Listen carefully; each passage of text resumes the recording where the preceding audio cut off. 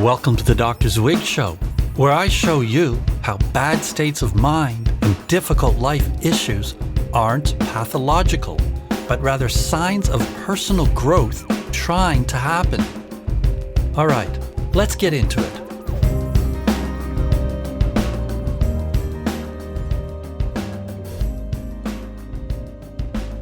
Greetings, people. How are you today? I hope you're doing great and aren't unbelievably addicted to your phone and computer. I mean, isn't everyone nowadays? That's why I often purposely do an entire weekend with zero tech. I don't want it to become one of my appendages so that I'm a cyborg. I was born a natural human and I'll die one. That's my ethos. But here I am broadcasting you my low-tech manifesto over the tech waves. What a hypocrite! I mean, I'm sitting on my wooden bench I built. I'm drinking organic ginger tea made from my garden, so I'm a bit natural. But I'm also a modern man. I don't want to just play wooden music on my acoustic guitar. I want to plug in and rock. And I don't only want ancient wisdom because it gets static. I want modern wisdom too. I want to evolve. So let's go further down the digital pipeline to learn about using technology to increase consciousness, solve problems, and grow. In episode 56, How to Apply Your Inner Wisdom to a Problem, we used video to gain objectivity toward yourself. We amplified your capacity to see yourself clearly by accessing your inner wise observer. This enabled you to watch a video of yourself from an objective standpoint, rather than trying to understand yourself while entangled in an emotional mess. Video is a great technological tool you can use to see yourself in a new way, but you have to combine it with inner work that frees you from your habitual ways of perceiving and interpreting yourself and others. Otherwise, the part of you watching yourself isn't objective and can actually make things worse. One of the most common ways this occurs is that your inner critic does the observing. Oh my God, I look so weird. I'm fat. I'm unattractive. My voice sounds awful. I look so dumb. It's like throwing your critic a juicy steak, feeding it content it can have a heyday with. The exercise uses a method for accessing your inner wisdom to get you out of this critic and into a part of your perceptual awareness that has a degree of objectivity.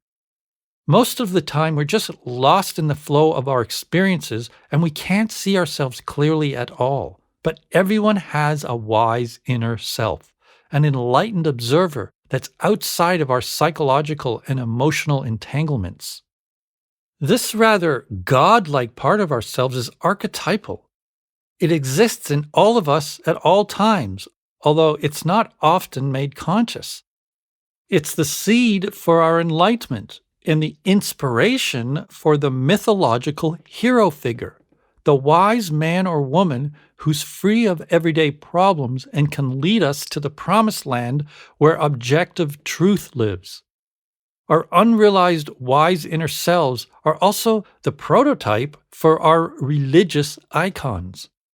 Jesus, Buddha, Mohammed, and enlightened figures throughout history represent our deepest yearnings for and innate capacity to transcend our problems and connect with the core of life. They were probably real people in the world, but they are also projections of our own inner enlightened parts. Accessing your inner wisdom is a step toward this higher self and enables you to observe and study your own behavior in a supportive and insightful way. The exercise hits the problem of non-objectivity toward yourself on two fronts. First, by holding up a mirror and having you stand back and observe. And second, by helping you to observe from a perspective that's outside your usual subjective complexes. Being objective about yourself isn't easy. You think you're being objective, but you're entangled in the whole system that's you, which includes you, the observer. It's tricky. To be objective, you need a method to both separate yourself from your inner processes and facilitate them in a neutral way. Easier said than done. And psychology doesn't help the problem. It pretends to be a science, but it's so not a science. In my doctoral studies, I had to read hundreds of research papers, and I never found one where the researchers didn't inject their own philosophical prejudices and subjective viewpoints into the hypothesis, design, and conclusions.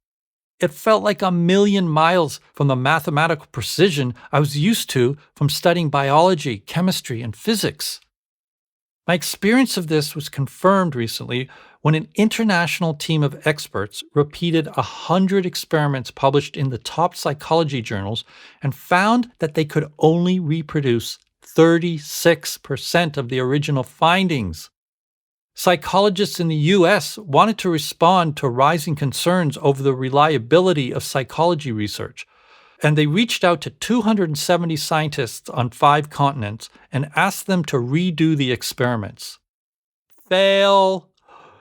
So much of psychology is junk science, but of course, the public doesn't really know the difference. Even the questions researchers seek to answer often come from totally subjective assumptions.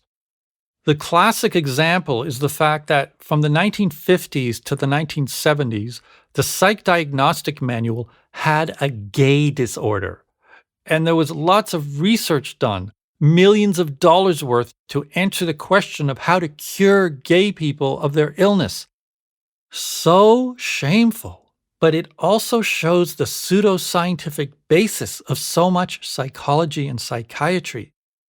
These kinds of false subjective assumptions driving research continue to this day. Everyone, including psychologists, is caught in their own inner systems of thought and perception. Psychology is unique among the sciences, not that it's science, in that subject and object are one and the same thing. In biology, chemistry, physics, and every other science, the subject, you or the scientist, studies the object, whatever you want to observe. But in psychology, the subject is your or the scientist's own mind, and so is the object. The mind is studying the mind. It's a closed system, fraught with science-busting subjectivity. This happens in clinical work too. You go to a therapist to get some kind of objective understanding of your life, and you may get this. But oftentimes, and sorry to be so blunt, some therapists just put their subjective stuff onto you. They sort of train you in their philosophy instead of helping you to discover your philosophy. They try to get you to be a certain way instead of showing you how to find your way. Objectivity is scarce. Everyone's got a horse in the race and wants to impart their way, instead of being reverent toward your process. So how can we be objective about ourselves? First, I'll tell you what not to do, and that will lead us to the answer. You won't get true objective knowledge about yourself by starting with an end in mind. Starting with the end is a great tool for accomplishing something, but a lousy one for knowing yourself. If you've already decided that you should be calm and centered, or revved up and determined, or spiritual, or centered in the present moment, or locked into your visions of the future, or rational, or pragmatic, or any other predetermined image you strive toward, all your perceptions and interpretations of yourself will be colored by this idea. Deciding in advance which parts of you are good and acceptable and which are bad and should automatically be rejected will make you unconscious of your real process. It'll skew all your perceptions toward pure subjectivity. It'll make you automatically reject, repress, marginalize, and disavow important parts of yourself. You won't be able to tap into who you really are because you'll kill parts of yourself that haven't even been explored yet. You'll become who you think you should be, not who you actually are. Following this one predetermined path unless it's some kind of process approach that embraces many different ways of being, many different paths, will result in you growing in one way and marginalizing every other way. You'll become one-sided in what you know about yourself and will try to force this one way of being on whatever's happening in your life. The question is, who says you should be this way? How do you know this is the correct way for you to be? Just because you think a specific path is the right way to be doesn't mean it's your true conscious path. To determine this, you have to go deeper than just your ideas about life. You have to work on your process. Your imagination of what could be in your life can enlighten you, but it can also sink you. It all depends on your level of self-awareness. And just because someone else says you should be a certain way doesn't mean anything about what's right for you. And while comparing yourself to others is natural, it can totally mess with your ability to be objective about who you are and who you're meant to become. Okay, so how can you be neutral and objective toward yourself? Simply observe yourself. Name what you observe using the simplest forms, amplify what you observe, and unfold the process. For example, say you're having a panic attack, which, by the way, is scary as shit. Takes the world out from under you, no joke. Whether you're a psychologist, a psychiatrist, or just someone at home having a bad night, you'll probably go through this whole self-defeating checklist. You'll decide right away that you need to feel calm and not anxious. You'll think of how other people are calm and not anxious. You'll assume your anxiety has no meaning or purpose other than to terrify you. If you already have a way of dealing with it, medication or breathing techniques or going for a run or whatever, you'll fall back on this as your go-to method and assume there's nothing else you can or should do. In short, you'll view your bad state of mind as inherently wrong. Now you've entangled yourself within yourself and have no objective relationship to your process. You'll eventually get out of the awful feeling and return to your normal self, but you won't have gotten the meaning or message from the experience. You just hope it doesn't happen again. So how does this method of objectively working on your process look in therapy? Here's an example of one of my clients, a 42-year-old investment banker who suffered from frequent panic attacks. He came into the session having a full-blown episode. He said it started on the freeway on the way to therapy. He was sitting in traffic and started to feel claustrophobic. A few minutes later, he got hit with a panic attack and felt like he wanted to climb out of his skin. He felt terrified, but had no idea why. The first thing I did was have him do some slow, deep breathing to help him get centered and focused. This wasn't to get rid of his anxiety, as if this would heal the problem. It was just to inject his awareness with focus. In some situations, like with mild anxiety, you can actually reduce it way down simply by doing breathing techniques.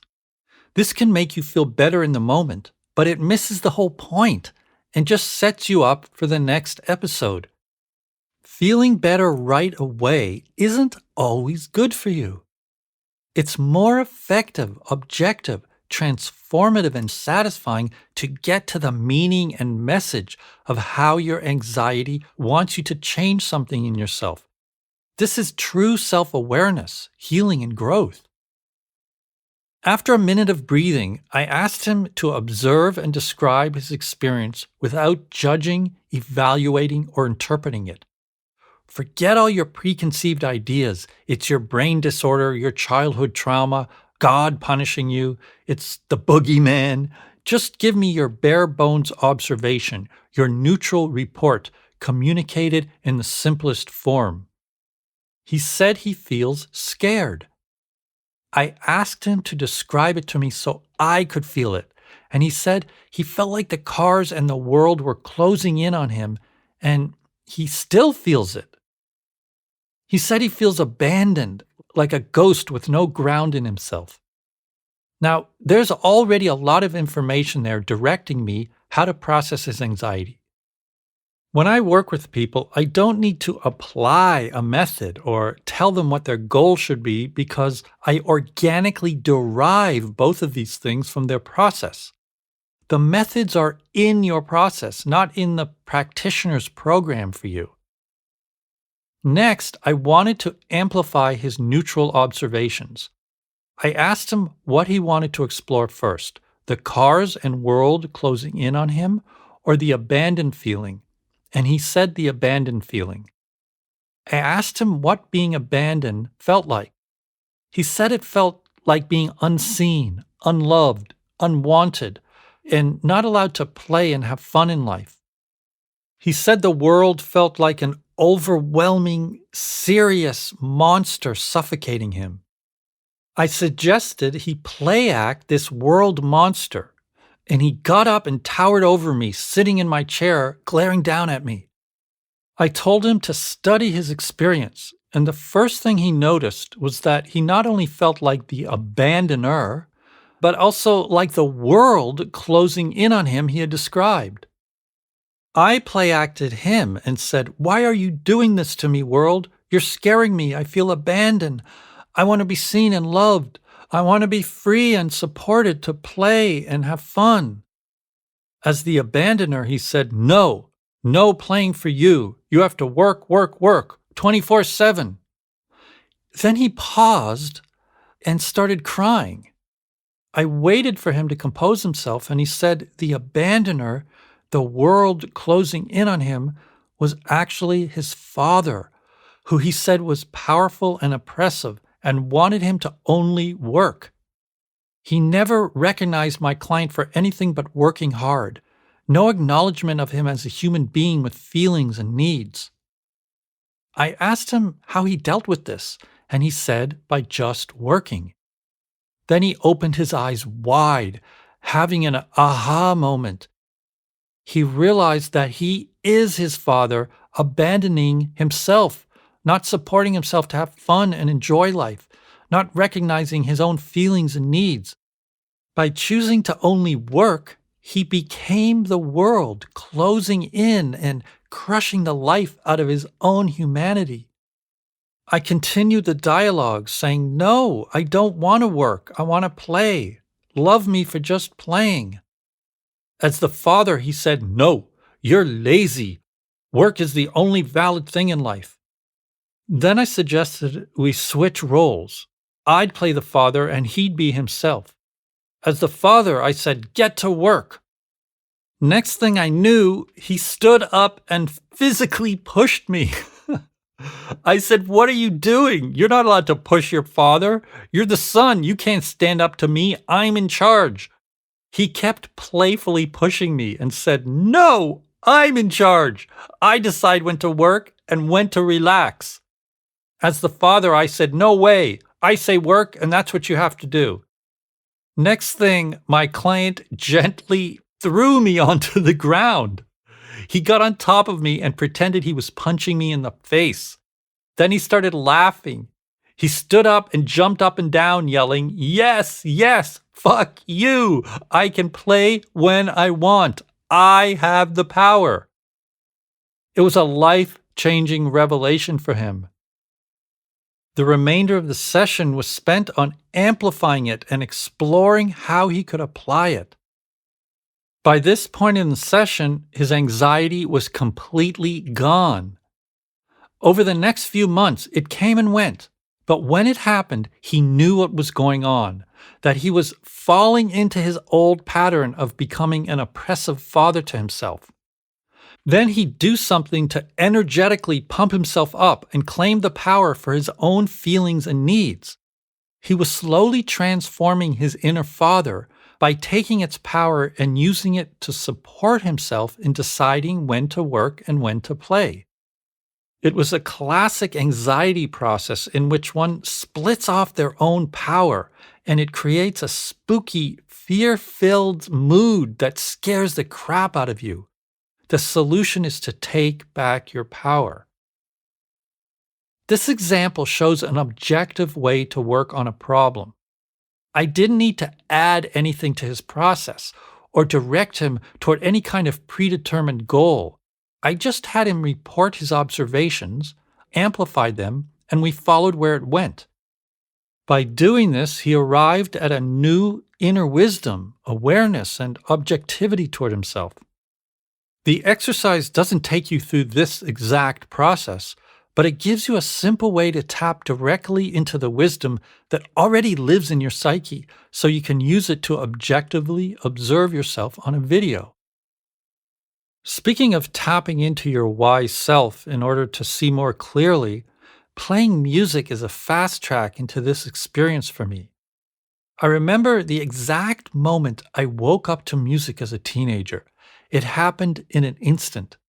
I heard a song on the radio one day, and it zapped me into an altered state of heightened clarity. I didn't know what was happening, but it was an incredible feeling. Suddenly, I felt like someone else. For a few minutes, I wasn't 13-year-old Adam Zwig in Canada with his family and school and friends and hockey team. I was someone else who had an outside awareness of all these things. It was like stepping out of a mist.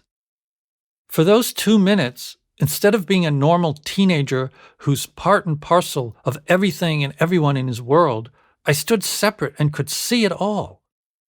It was a euphoric experience, like I was floating above the earth. Also, I could hear every nuance in the music, and I decided right then and there that I was going to be a musician. I didn't yet know what a psychologist is, so that didn't enter into the equation for the time being. I had an after-school job and managed to save enough money to go to the pawn shop and buy a cheapo guitar. From that point on, I was a different person with a new identity. Music showed me another world I hadn't ever known. Each band, each artist, each song told me stories about life. I remember hiding under the covers at night with a tiny transistor radio, listening to faraway stations. On one super clear, starry winter night, I was with my family at a cabin in the Canadian woods. I turned on the radio, and through the static, I heard sounds I'd never heard before. It was a live concert, and in between songs, there was a commentator. At one point, he said something like, "Coming to you from the great city of Nashville," and I was blown away. I didn't know exactly where Nashville is, but I knew it was in the U.S., far from where we were. It was the Grand Ole Opry, and my first exposure to what we'd now call old school country and bluegrass. I remember experiencing the words as being so plaintive and real, and how they felt similar to the blues music I'd been listening to. I started to feel that songs are more honest than the people in my environment. It was the beginning of my passion for learning what we as humans really feel and think, and what our true potential is. It wasn't until college that my mystical relationship with music found its counterpart in science and psychology. Over the years, music, science, psychology, and spirituality have become almost indistinguishable in my psyche. They're each just different modes of inquiry into the same thing, life.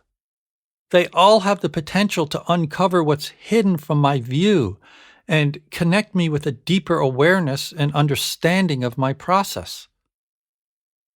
See you next time. Stay aware.